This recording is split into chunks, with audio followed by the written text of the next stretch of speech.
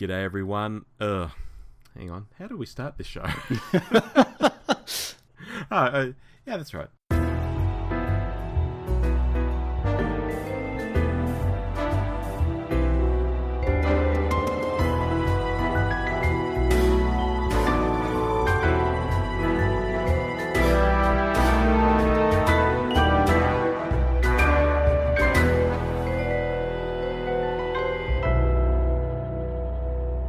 G'day, I'm Rob.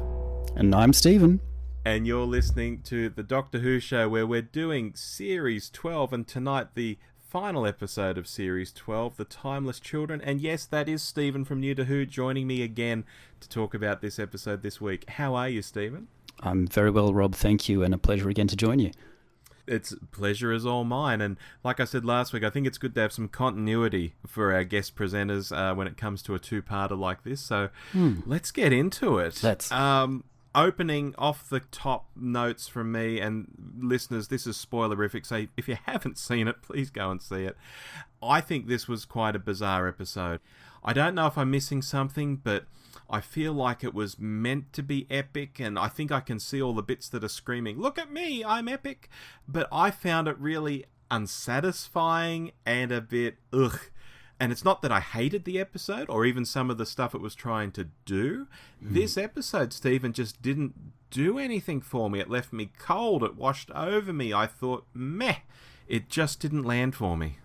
Oh gosh, Rob, look, we're not too dissimilar, I think. I don't feel as though the story in itself coheses into a satisfying narrative, a story that should be told that is exciting and engaging and sort of grips you for the full 60 minutes.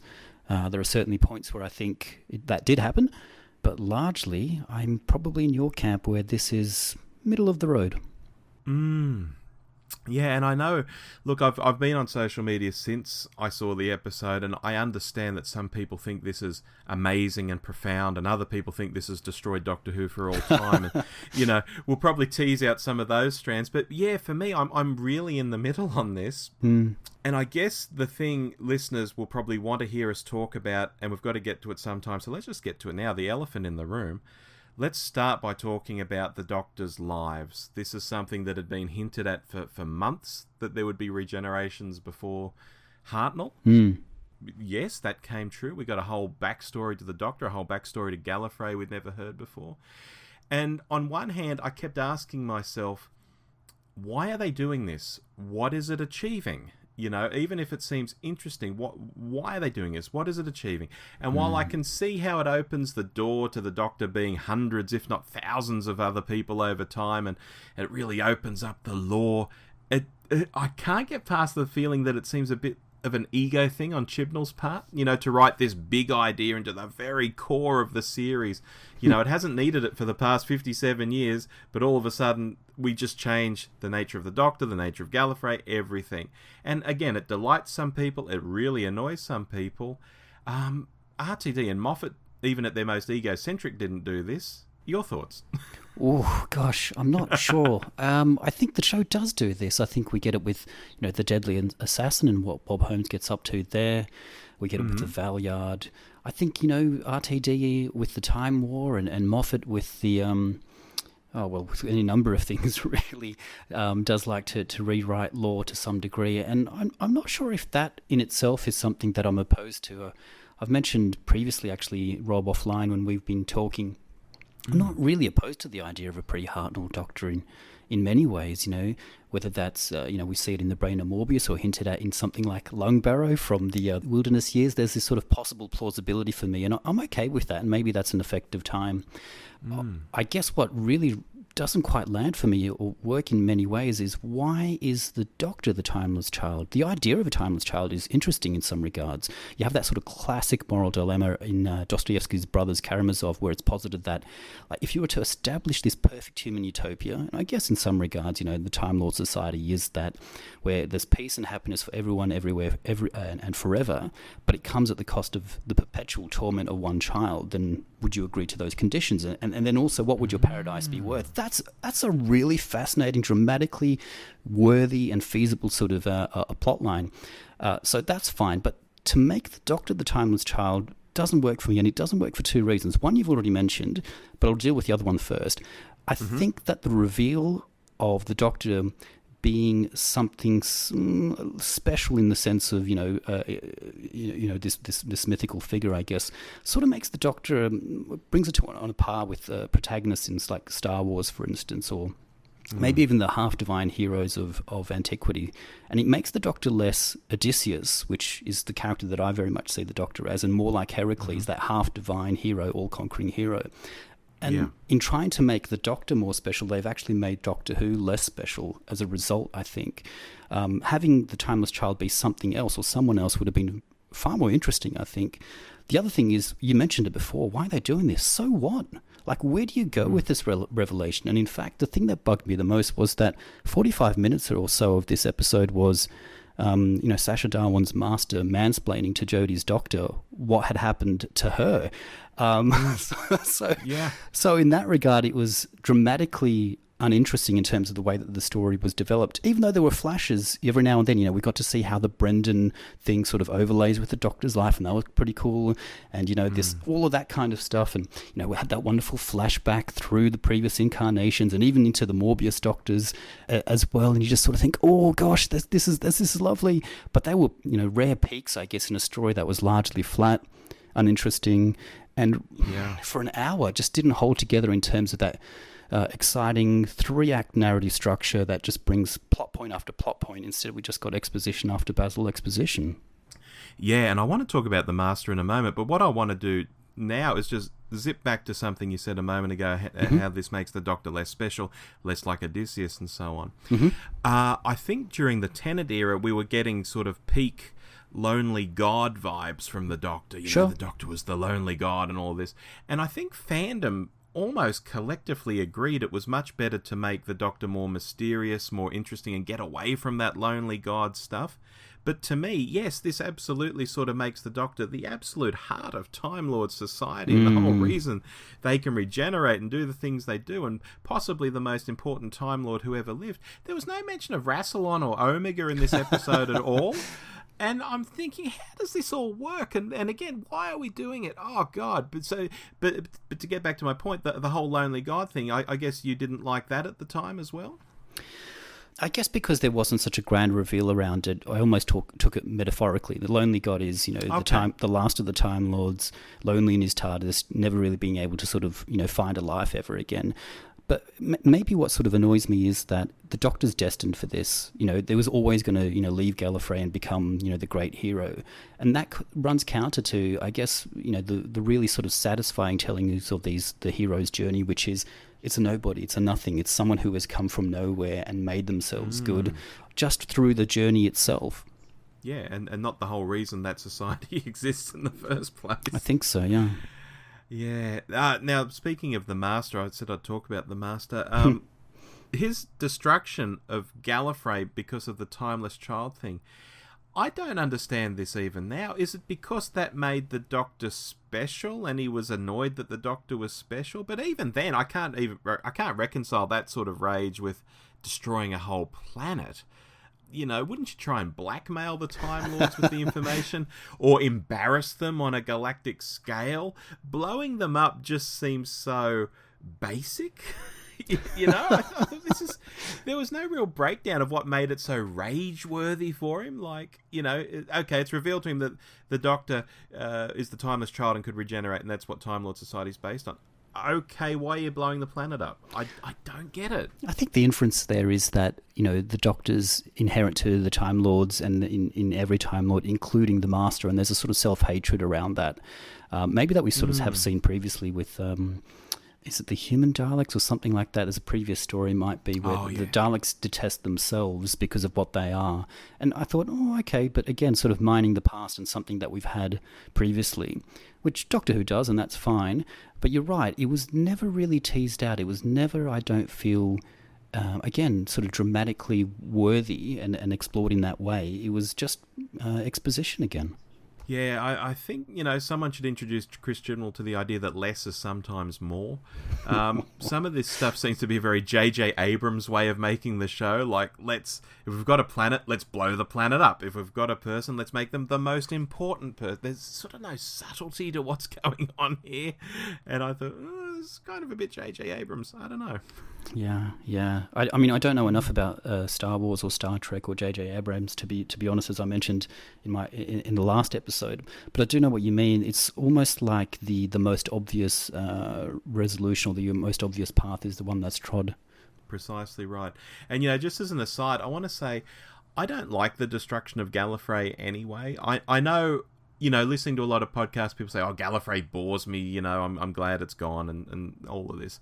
But I think back to the 50th and, Matt Smith's giddy, am I going to find Gallifrey, And it just seems so positive. And I like the idea that Gallifrey was out there and the Doctor was going home the long way around and, all of that, and it got a bit messed up when Capaldi went there. That was a bit weird because that was Moffat sort of doing weird stuff when he'd already done such wonderful stuff in the 50th anyway. Putting that aside, I just feel it was, again, just a juvenile thing to blow up this planet again. I don't see the intelligence behind it in terms of storytelling long term. I liked Gallifrey being out there, and I know that might be an unpopular thing in podcasting these days.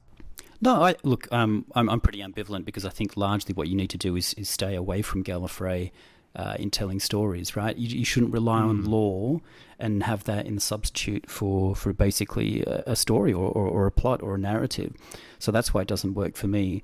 The destruction of Gallifrey, yet again at the end, as you sort of allude to, is also something that I find monumentally awful as a resolution because, how is it going to be resolved? Well, the Doctor goes, back into the Capitol to blow up the Cyberlords and the Master. But it's Ko Sharmas who just sort of out of the nowhere and is, really a minor character sort of comes in and blows everything up. And then again sort of neuters Jodie's female Doctor and isolates her from being that proactive, positive force for change. There's this wonderful cartoon. I actually retweeted it. It's from a chap called at Spleenal, Spleenal, and he has this short cartoon of how it should have been resolved instead. I don't know whether I should spoil it here. I may as well. I think so. Instead of having, Ko Sharmas do that, what should have been the resolution is this idea that the Doctor is in all of the Time Lords, right? So it's not just her ability to regenerate. That's the most important thing. But her ability to be kind, so to find a better way to be that better person, to not again be the destroyer of Gallifrey, right?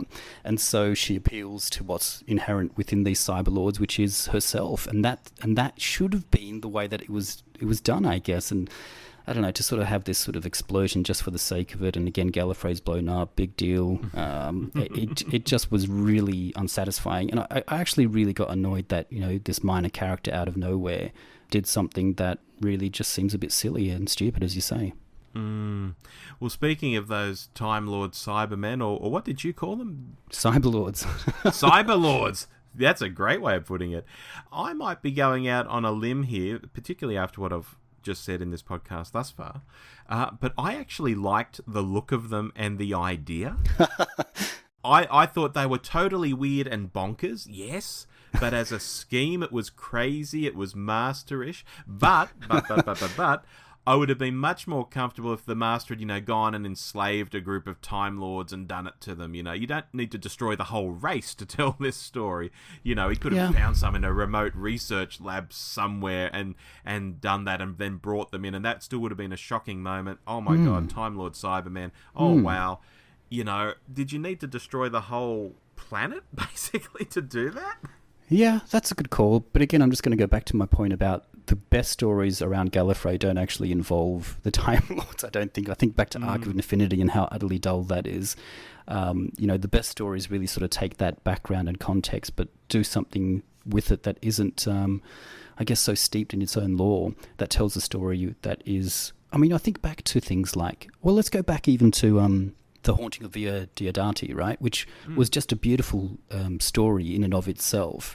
yes, it had sort of like a foreshadowing of what was to come, but it wasn't overladen with just, exposition and, this is what the Time Lords are and what they're not and who you are, Doctor, and it's all been a lie and all this kind of stuff, which just, I don't know, it's not interesting. Oh, look, completely agree with you there. And we were mentioning Koshamas a moment ago. Before I forget, I want to say those island scenes that I was so excited about in the previous episode, they turned out to be so inconsequential this time around. It was sold as this major storyline in the previous episode, and here it just felt like really cheap and nasty. That it's just part of the Doctor's past somehow. Yeah, but again, show that, right? Have the Doctor sort of have these memories flooding through and, her wincing in pain and cut back to Gallifrey Island and all the rest of it, rather than just sort of reveal it and drop it and say, okay, that was the explanation for why we got that last week. I mean, we were both fans of that subplot, but the way that it was handled, as you say, it's almost inconsequential. Yeah. But it shouldn't have been. No, not at all. Not with the way it was set up, I don't know whether it was meant to be such a rug pull, like, look what we did there. You thought it was all about that. I thought it was going somewhere. Shall we talk about the fam? Yeah, let's do that. I've got to say, out of Yaz, Graham, and Ryan, it seemed to be Yaz that they were really trying to big up in places in this episode. Mm-hmm. With Graham giving her that little, if we don't make it out, I want you to know you're fantastic. And, and when it's like, who's going to march through this boundary? Yaz just marches straight through the boundary. And I thought, okay, I see what they're trying to do, but where is this coming from? Have they finally listened to podcasts and heard people saying Yaz doesn't have much to do or something? Or is she the main companion in the next series and they want to just, put a bit of groundwork in? I honestly don't know. That's interesting. I hadn't thought of that. I think you're right. I think Yaz is the one who's sort of foregrounded here. And maybe it is a reaction to what we've sort of seen in the past and maybe, the feedback from fandom. I don't really mind, I guess. I mean, it was a lovely scene. There was that sort of like Doctor and Victoria, Tomb of the Cybermen like conversation that we got, which was quite lovely.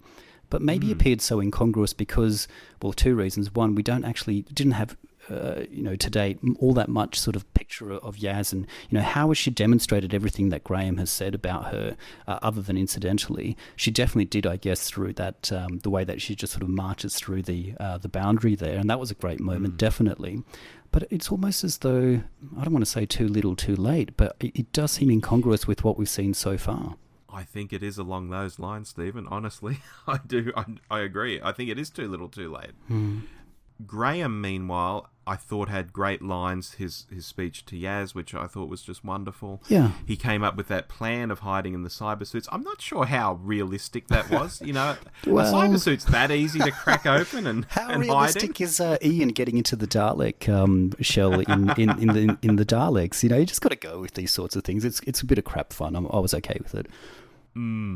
So yeah, I was happy with Graham, but Ryan, meanwhile, I felt was very hardly in it, especially if this is his sort of swan song with Doctor Who, going over to the US to make that show. I mean, maybe he's got this special left in him, but other than that, possibly I didn't see much of him.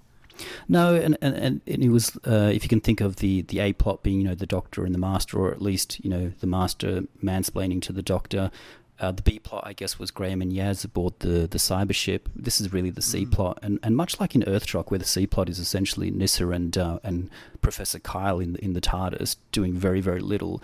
I think there was 2 or 3 minutes worth of action for Ryan to do, and that was kind of it. I am kind of worried though about the representation and the depiction of his dyspraxia and the believability around that. Like, we had a moment, I think, in Spyfall where he misses a basketball shot, and then, it sort of pays off here, and it's like, oh, okay, all right, that's cool.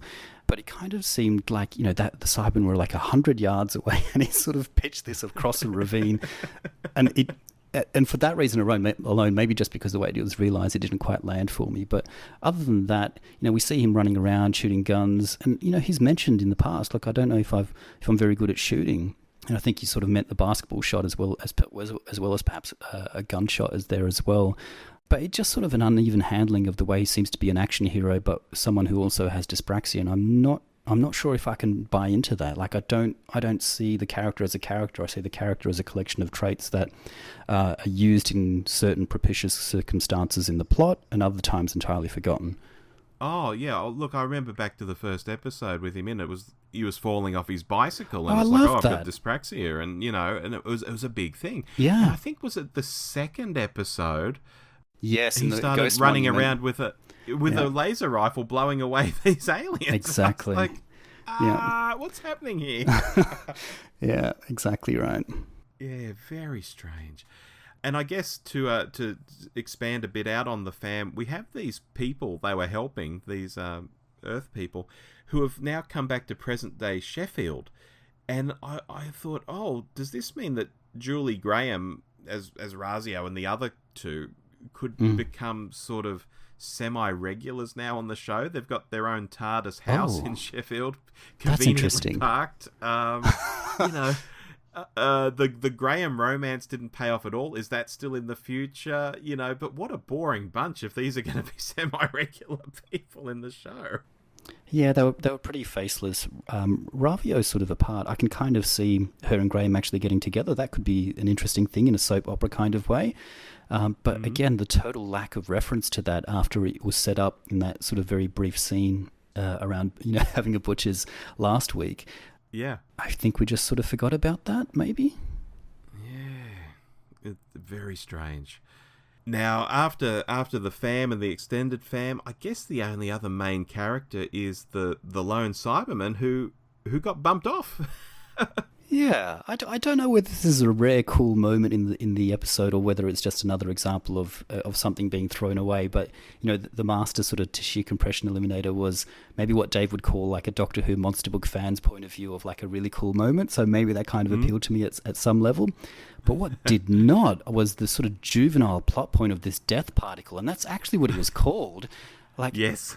And then later on, how the Doctor was going to use it as a weapon that would have wiped out all life from the universe, which is odd that the Doctor would do that, unless the inference is, in having him shrunk, maybe like the range of the death particle also shrinks. I don't know. It was just totally bizarre. Like even from the revelation of the death particle onwards, it wasn't established previously. Like if this was like the Cyberium's grand plan and it was going to come together and we needed to stop this insane lone Cyberman, I can kind of feel like that would have been a good story to tell. But it was just like, oh, here we go. I've got a universe-ending thing here. Oh no, and I'm shrunk to size of a doll. Yeah, and the humans were like, "Oh yeah, there's this rumor of this death particle. He's got a that was death convenient, particle, wasn't it? Yeah. It's like, oh, okay. Oh, good lord. Very strange. Yeah. Now, you mentioned Dave there. I've actually got a missive from Dave over in the US. He has seen the episode, so why don't I read this before we go to the sports desk? Yeah, let's do it. Right in front of me. He says, well, that's the end of the first line. As always this season, it looked great. The first third with the Cybermen was fun, and Sasha once again remarkable as the Master, and provided all the best moments. Otherwise, really a case of the timeless exposition. Snap. Either the Master standing around explaining things or the Doctor talking to herself. And most of it wasn't that interesting. It didn't really change the plot, didn't really change our characters, and frankly was hard to understand why the Master was so worked up. Yeah, snap there for sure. And the regen cyber design really made me laugh out loud. I'll save some more detailed thoughts for the monthly, but after a good run of fun adventures in time and space, Chibnall tried to do too much and missed the whole point. And that's from Dave. Interesting. Yeah, we're pretty aligned, aren't we? I think so. Shall we go to the sports desk? Let's do it.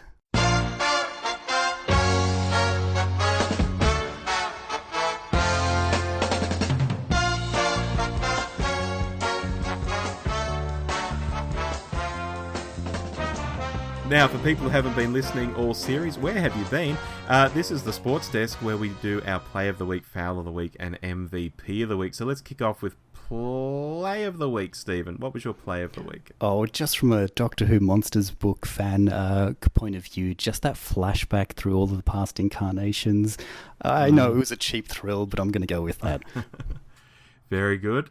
I am going to say the Time Lord Cybermen. I think they looked utterly bizarre, but conceptually I bought into it. I just thought it was so weird, and so cool. I liked that part of this episode. Nice, yeah, fair enough.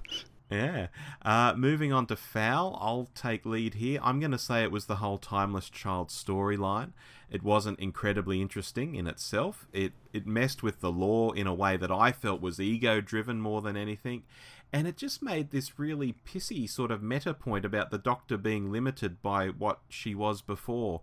And so let's show that she was lots of things before and she shouldn't be limited. And I thought, this is terrible. Again, someone should introduce Chris to the idea that less is sometimes more. I was quite happy just having the Doctors we had. I didn't need this infinite number of Doctors. I can see why it excites people, though, but it was my Foul of the week. Yeah, look, I think sort of bound up in that is my pick, which was Chris Chibnall himself, and the way in which he seems to be incapable of showing a story rather than telling it. And ultimately, this story actually doesn't even do very much except tell. And the story itself that is told rather than shown, I'm not sure if it was actually very good anyway, because... I've mentioned before to you, I don't care about what you do with canon because I genuinely and personally don't believe that he could ever hold water with Doctor Who, not because it's the show, but because it's a mythos. And myths have multiple tellings and multiple origins. Really happy with the idea of prelude to Hartnell Doctors and the rest of it. The idea of the Timeless Child is an interesting one. Making the Doctor the Timeless Child is where I think it sort of falls down, because... whilst I don't care about canon, I think what I really do care about is making sure that you tell good stories, and I don't think we have a good story that does good story things in a good story fashion or style here. And I don't think it even sets up anything with which you can do something interesting with this reveal. Yeah. So, unfortunately, Chris Chibnall gets my Foul of the Week. Okay. How about your MVP of the week to end on a happy note? Gosh, look, I like Jodie again, and her interplay with Sacha Darwin, just on a sort of a chemistry level alone, that really works. But I will go with Jodie. I think she's had a really solid season, and I think that she's really grown into the part. So Jodie Whittaker for me. And that's a snap. I've got Jodie Whittaker down here. Despite what she was given, I wrote, she did her best here. And I think some of the scenes... And we've said this before, when she's up against a tough opponent and she can harden up a bit and really play off them, she comes across really, really well. Yeah, and absolutely. Yeah, I've gone with Jodie. All right. At the end of the episode, we saw the Doctor taken to a Jadoon prison. I guess that's going to be the Christmas special, or the New Year's special, perhaps. And it's called Revolution of the Daleks, which I think was a bit of a reveal. Okay. Not sure what to think of the title. I think it's just Chris Chibnall mining 80s Doctor Who again and coming up with another R of the Daleks. Let's see how that plays out. It was a pretty cool reveal, though, I've got to say that. The Jadoon sort of taking the Doctor away and then sort of imprisoning her on what maybe looked like the Shadow Proclamation. I don't know, I'll need to go back and check that. Probably not. But I thought that was a really cool setup. So as a cold open, I guess, at the end of the episode for the next one, pretty cool. Yeah, I think it'll be interesting to see if this is companion-free or if somehow she escapes that prison and picks up her companions, perhaps only to lose one or two of them within the same story, because I guess some of them have got to leave the series. Because if they don't, are we really taking the same three companions into her third series? I don't think we would be. You know, too many companions dragging on for too long. My God, Rob, you're right. Like, what sort of happens to the fam now? It's very sort of precarious. It's sort of left hanging. We don't know. Well, they're kind of thinking the Doctor's sacrificed herself. They've exactly. left with that idea. So, I mean, A, she has to get out of the prison, and B, she has to go back to them and pick them up somehow, and then get involved with Daleks. I believe so. It could be an interesting one. We'll see. Yeah. Look, to wrap up, my final little spiel on this is I'm underwhelmed. I'm not annoyed with the episode. I just think yet again Chibnall's really struggled to write a proper sci-fi story. You know, it's not even that the landing was so bad and it destroyed Doctor Who or anything like that. I just found it a bit meh. I can't even summon the energy to really smash into it. It just was. It wasn't particularly good. It wasn't particularly interesting. It went some places I don't think it should have gone, and it didn't need to go there. And all up, charitably, I can throw a 6 out of 10 at it. Gosh, I can't remember what I gave Ascension of the Cybermen, but it's probably half a mark higher than that, but still lower than a 7, that's for sure. Look, we're very much aligned on this. I don't want to repeat myself, but this was, I guess a pretty disappointing resolution to what was a really promising season of Doctor Who. Promising season, and I think even a promising first episode of this two-parter. Sure. Yeah. I think it could have gone places. I know I gave it a bigger mark than you last week, but I think there was enough in there to really pick up on. And the setup, certainly, yeah. And I agree. I don't think it delivered on the setup. Yeah. Anyway, that wraps up Series 12, listeners. Dave will be back and we'll talk about the whole series at the end of March. Gosh, the end of March. It's coming up. And look, otherwise, I just want to say thank you so much, Stephen, for joining us for the past 2 weeks while Dave's been away. It's been it's always fun to chat with you about new Doctor Who. Oh, no, thank you so much. And can I keep the green jacket till next time? You certainly can. Oh, lovely. Fantastic. We've got a tailor just for you. I appreciate it. No, thank you very much. And I look forward to the next time, whenever that may be. Lovely. And for the listeners out there, your podcast can be found at? At New to Who. It looks up on Facebook, on Twitter, and we've also got a website, www.newtowho.com. Lovely stuff. And I think you'll really enjoy it, listeners. If you've never heard it before, it's really great. Cheers, Rob. Until next time. I've been Rob. And I've been Stephen. We'll see you then. Be seeing you. You've been listening to The Doctor Who Show, the podcast where too much Doctor Who is barely enough. Subscribe to us on iTunes or listen through the website at www.thedwshow.net. Write to us at hello@thedwshow.net or send us a quickie on Twitter @thedwshow. Facebook.com/The DW Show is also a good place to find us if you're so inclined. Our version of the Doctor Who theme arranged by George Locke. Look him up on YouTube, folks. This podcast is intended for entertainment and informational purposes only. Doctor Who, all names and sounds, and any other related items are trademarks and/or copyrights of the BBC. All other trademarks and trade names are properties of their respective owners. The official Doctor Who website can be found at www.bbc.co.uk/Doctor Who.